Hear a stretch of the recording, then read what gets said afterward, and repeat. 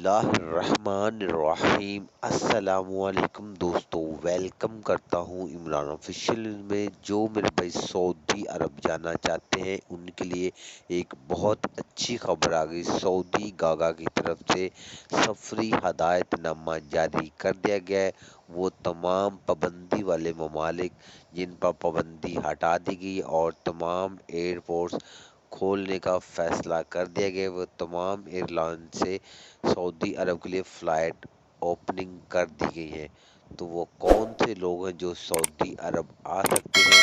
سفری ہدایت نامے پہ ان لوگوں نے تمام ایئر لائن کو بتا دیا ہے۔ وہ ایئر لائن صرف ان لوگوں کو لے کے آئیں گی جن کا ان لوگوں نے ذکر کیا ہے۔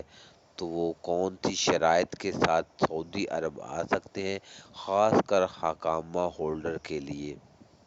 تو مکمل ڈیٹیل انفارمیشن اسی ویڈیو میں آپ کے ساتھ شیئر کرنے سے پہلے اپنے پیارے سے دوستوں سے گزارش کرتے ہیں، ویڈیو اچھی لگی تو ویڈیو کو لائک اور چینل کو سبسکرائب کر لیں تاکہ اس طرح کی لیٹسٹ اپڈیٹ سب سے پہلے آپ تک پہنچ جائے۔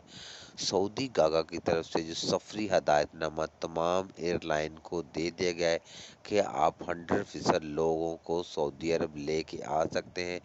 کوئی بھی ایس او پیز کی ضرورت نہیں، صرف ویکسینیٹڈ لوگ ہونے چاہیے اور توکلنا پر امیون ہونا چاہیے۔ پی سی آر ٹیسٹ وغیرہ جعلی نہیں ہونے چاہیے۔